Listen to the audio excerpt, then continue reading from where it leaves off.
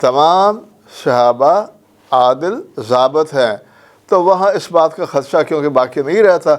ضعف کا، تو لہذا ہم کہتے ہیں کہ مرسل صحابی جو ہے اس کو حجت مانا جائے گا۔ ایک طرح ہے الکاذب، کہ اس کے بارے میں ذرا ہوتی ہے کذاب ہے، وضاع ہے، یعنی حدیثیں گھڑتا ہے۔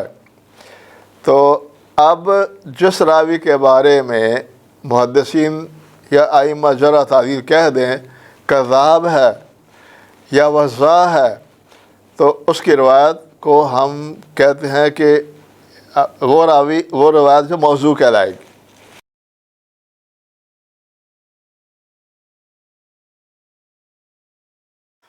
الحمدللہ رب العالمین والصلاة والسلام علی نبینا محمد وآلہ واصحابہ اجمعین، اما بعد۔ جس طرح ہم پچھلے سبقوں میں یہ بات پڑھ چکے ہیں کہ صحیح حدیث کی جو 4 اقسام ہیں یا مقبول حدیث کی 4 اقسام ہیں، صحیح لذات ہی، صحیح لغیر ذات ہی، حسن لذات ہی،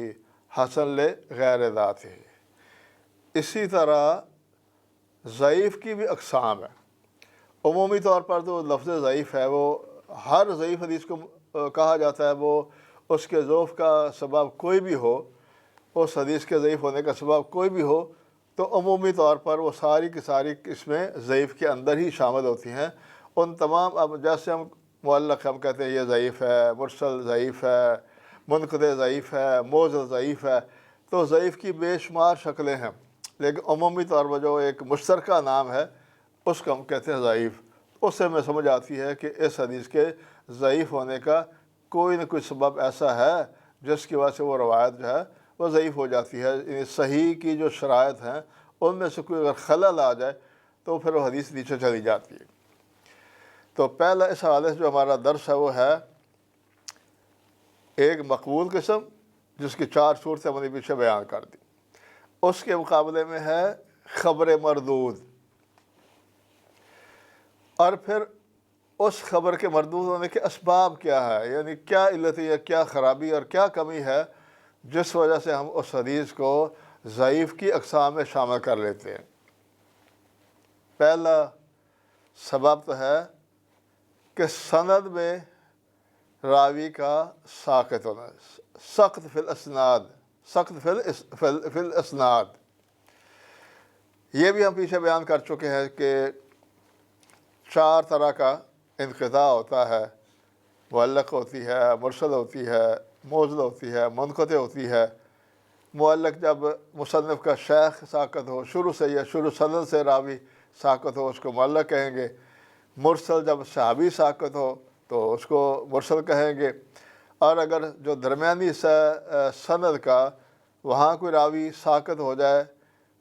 مختلف جگہ سے تو اس کو منقطع کہیں گے، اور اگر پہ راوی ساقط ہو جائیں 2 3 4 اس کو ہم موضل کہتے ہیں۔ تو یہ جو 4 قسمیں ہیں یہ سند میں راوی کے سقوط کی وجہ سے، ساقط ہو جانے کی وجہ سے۔ اور 5ویں ایک شکل ہے جس کو ہم مرسل صحابی کہتے ہیں۔ یہ جو 4 شکلیں ہیں، معلق، مرسل، موصل، منقطع، یہ ضعیف کی اقسام میں سے ہیں، یعنی یہ قابل حجت نہیں ہیں، یعنی یہ مردود کی اقسام میں سے ہیں۔ مقبول کی اقسام میں سے وہ صرف 4 ہیں جو ہم پیچھے بیان کر چکے ہیں۔ مرسل صحابی جو ہوتا ہے، یعنی ایک ہوتا ہے مرسل صحابی۔ عام طور پر جب ہم لفظ مرسل بولتے ہیں تو اس سے مراد یہ ہوتا ہے کہ کوئی صحابی اللہ کے رسول سے روایت کر رہا ہے،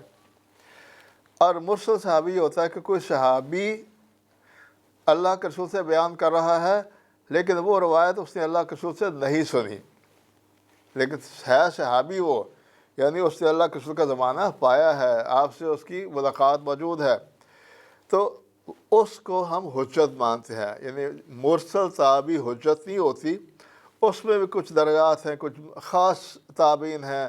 ان کے بارے میں محدثین کا موقف ہے کہ فلاں تابعی جو کبار تابعین میں سے، جس مثلا سعید بن مسیب رحمہ اللہ وغیرہ، ان کا نام لیا جاتا ہے کہ ان کی مرسل بھی حجت ہوتی ہے۔ لیکن بہرحال جو زیادہ قوی بات یہ ہے کہ مرسل مطلق حجت نہیں ہوتی، اور دوسری بات یہ ہے کہ جو مرسل صحابی ہے اس کو ہم حجت مانتے ہیں، اس لیے کہ صحابہ کرام رضی اللہ تعالیٰ عنہ نے تابعین سے کم ہی روایتیں بیان کی ہیں، تو اس میں ہم پہ یہ حسن ظن رکھتے ہیں کہ اس صحابی نے کسی اور صحابی سے سنی ہوگی، اور جو ہر صحابی ہے کیونکہ وہ ثقہ ہوتا ہے، لہذا وہاں پھر ہمیں یہ خدشہ نہیں ہوتا کہ پتہ نہیں وہ ثقہ ہوگا یا نہیں ہوگا۔ لیکن جب ایک تابعی بیان کرتا ہے اللہ کے رسول سے، اب ہمیں پتہ نہیں ہوتا کہ وہ کسی اس نے تابعی سے سنا یا کسی صحابی سے سنا، تو اس وجہ سے وہاں پر کمزوری ہمیں یہ ایک گمان ہوتا ہے کہ پتہ نہیں روایت صحیح ہے یا نہیں صحیح۔ لیکن کیونکہ یہاں ہمیں یقین ہوتا ہے کہ جب صحابی مرسلاً بیان کرتا ہے تو اس کا جو استاد ہے وہ بھی صحابی ہی ہوگا، اور تمام صحابہ کیونکہ عدول ہیں، تمام صحابہ عادل ضابط ہیں، تو وہاں اس بات کا خدشہ کیونکہ باقی نہیں رہتا ضعف کا، تو لہذا ہم کہتے ہیں کہ مرسل صحابی جو ہے اس کو حجت مانا جائے گا۔ دوسرا جو سبب ہے حدیث کے مردود ہونے کا، وہ راوی میں جرح، الطعن فی الراوی، یعنی اگر سقط ہو اس وجہ سے جو حدیثیں ضعیف بنتی ہیں وہ چار معلق وغیرہ، اور اگر سند میں کوئی ایسا راوی ہے جس میں کوئی عیب پایا جاتا ہے، اس میں طعن ہے، جرح ہے محدثین کی، تو اس اعتبار سے بھی پھر ضعیف کی اقسام بن جاتی ہیں ساری کی ساری ضعیف، لیکن وہ ضعف کے درجات ہوتے ہیں، کوئی ضعف کم ہوتا ہے، کوئی اس سے زیادہ قوی ضعف، کوئی اس سے زیادہ قوی ضعف۔ اب مثال کے طور پر طعن فی الراوی کے اعتبار سے، مثلا ایک طعن ہے الکاذب، کہ اس کے بارے میں جرح ہوتی ہے، کذاب ہے، وضاع ہے، یعنی حدیثیں گھڑتا ہے۔ تو اب جس راوی کے بارے میں محدثین یا ائمہ جرح تعدیل کہہ دیں کذاب ہے یا وضاع ہے، تو اس کی روایت کو ہم کہتے ہیں کہ وہ روایت جو موضوع کہلائے گی، اس روایت کو ہم موضوع کہتے ہیں، یعنی جو من گھڑت روایت ہوتی ہے تو ہم کہتے ہیں یہ موضوع ہے۔ موضوع کا معنی یہ ہے کہ اس کا بیان کرنے والا راوی وضاع ہے، جھوٹ بولتا ہے، کذاب ہے، یعنی آدمی جھوٹ بولتا ہے۔ جھوٹ بولنے میں کذاب کا لفظ ہم استعمال کرتے ہیں مبالغہ کا صیغہ، کہ بہت زیادہ جھوٹ بولتا ہے وہ۔ تو اب اس کذاب راوی کی جو حدیث کہلائے گی، ہم اس کو کہتے ہیں کہ یہ حدیث موضوع ہے۔ دوسرا جو طعن کا سبب ہے وہ ہے المتہم بالکذب، کہ کذاب تو نہیں کہا گیا لیکن اس پر جھوٹا ہونے کی تہمت لگی ہے۔ صراحت کے ساتھ محدثین نے،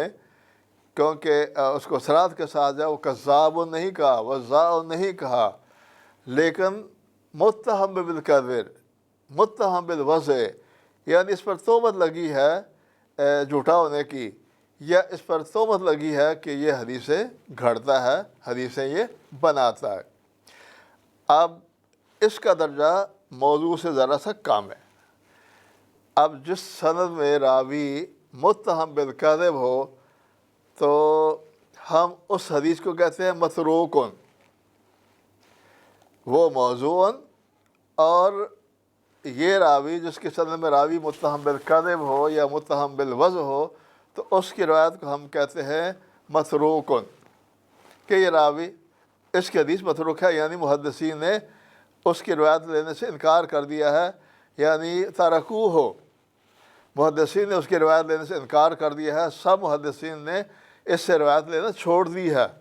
تو اس کی جو روایت ہے متہم بالکذب راوی کی روایت ہے، اس کا نام ہے متروک۔ جب ہم کہتے ہیں نا کہ یہ حدیث متروک ہے تو اس کا معنی یہ ہے کہ اس میں کوئی نہ کوئی راوی متہم بالکذب ہے یا متہم بالوضع۔ تیسرا درجہ ہے فسق، فاسق و فاجر ہونا، کبائر کا ارتکاب کرنے والا، اور پھر اس کے بعد ہے طعن بدعت، اہل بدعت ہونا، اور پھر ایک طعن ہے جہالت۔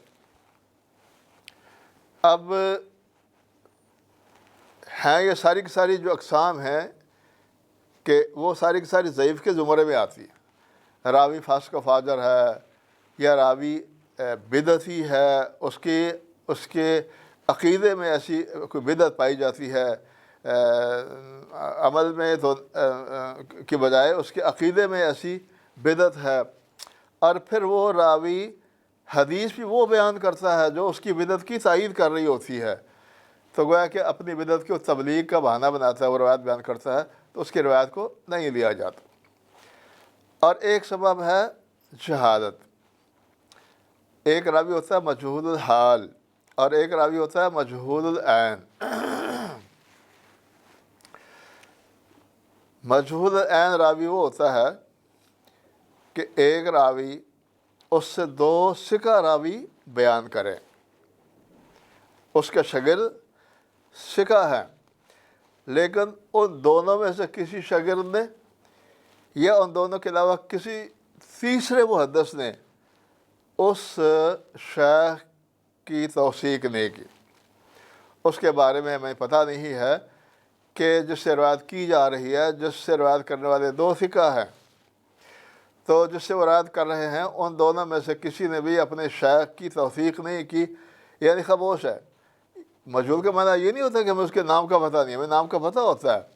ہمیں یہ بھی پتہ ہوتا ہے اس کے باپ کا نام یہ ہے، یہ مدینہ کا رہنے والا ہے، یہ فلاں علاقے کا ہے، فلاں شاگرد کا فلاں کا شاگرد ہے، فلاں کا استاد ہے. یہ ساری باتوں کا ہمیں پتہ ہوتا ہے، لیکن وہ ثقہ ہے یہ غیر ثقہ، اس کا ہمیں پتہ نہیں ہوتا. تو وہ راوی جس سے بیان کرنے والے دو ثقہ ہو اور دونوں میں سے کسی ایک نے نہ کسی تیسرے محدث نے اس شیخ کے بارے میں کوئی توثیق نہیں کی، تو اس راوی کو ہم کہتے ہیں مجہول العین، کہ ہمیں اس کا پتہ نہیں. مجہول العین راوی کی بھی روایت ضعیف کہلاتی ہے، یعنی جس سند میں راوی مجہول العین ہوگا وہ روایت ضعیف کے زمرے میں آئے گی. اور دوسرا ہے مجہول الحال، کہ جس سے بیان کرنے والے دو سے زیادہ ہوں، لیکن ان میں سے بھی کسی نے بھی اپنے استاد کی توثیق نہیں کی. تو لیکن اس کے مقابلے میں کوئی ذرا سا اس کی بات کھل جاتی ہے، تو اس وجہ سے اس کو مجہول العین کا معنی یہ ہے کہ اس کی ذات کا نہیں پتہ، اور مجہول الحال کا معنی یہ ہے کہ ہمیں اس کے حالت کا نہیں پتہ، ثقہ یا ضعیف. تو یہ چند جو اسباب ہیں طعن کے، جن کا تعلق طعن فی الراوی سے ہے، اور ان اقسام کی وجہ، طعن کے اقسام کی وجہ سے حدیثیں جو ہیں وہ ضعیف بنتی چلی جا رہی ہیں. اور بھی بہت سے ایسے اسباب ہیں جس کی وجہ سے وہ طعن ہوتا ہے، جو ہم اگلے انشاءاللہ سبق میں بیان کریں گے. سبحان ربک رب العزت عما یصفون وسلام علی المرسلین والحمد للہ رب العالمین.